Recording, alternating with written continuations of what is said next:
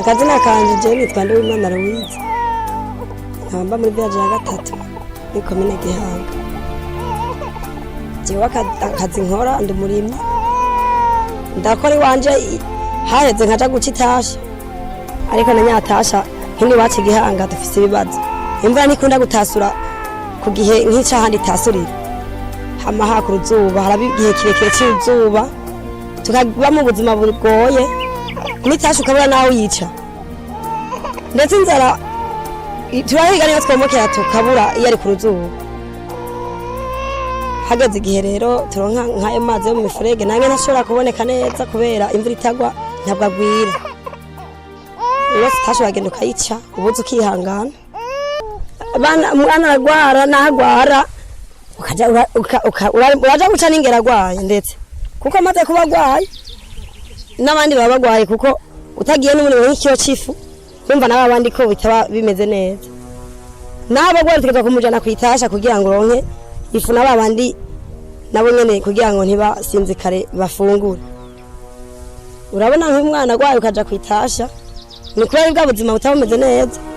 Mu buzima bw'iwacu twe abantu batoba araja kwishuri birahimba nuko yebuse ndetse arashobora kuja kwishuri yabuse arashobora no kuva kwishuri akabica afungura kubera uri umuntu buto muto.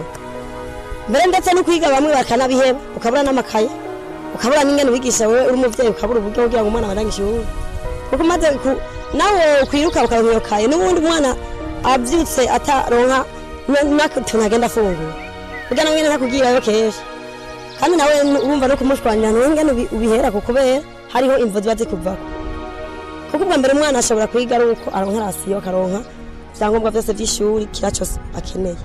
Iyo rero wowe umuvyeyi ukabukenye akaba atari kigwisabe mu kironke birandurukira abana bakanayiba n'amashuri bamwe bakabana mu mayibo bakamwibaraba abandi bakaja mu migenzo bishakiye bivuye kuri gahunda kuri kagibi abayihindagurika gihe by'izuba gishi hafi ibintu haboneka ibintu byinshi haba inzara haba ubukene haba ingwara nyinshi kuko bwa mbere abana batafungura neza kubera ivyo bihe bibi by'izuba atezwagira ubuzima bubi kuko umwana agira ubuzima bwiza ari mu gihe ciza afungura akaronka ico cyose akeneye.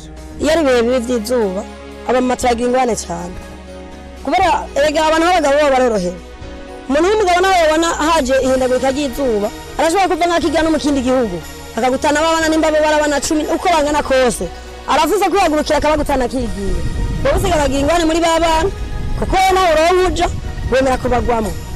Twebwe abamama turagira ingwane cyane umaze kuba mu bihe bibi umwana urashobora kurondera ikintu yereza abana kanagihebura kandi ibintu wambika abantu kabihebura ivyo byose umaze kubihebura umugabo abonye bimurambiye arashobora kwigana no muri Tanzania cyangwa mu bindi bihugu akiberayo.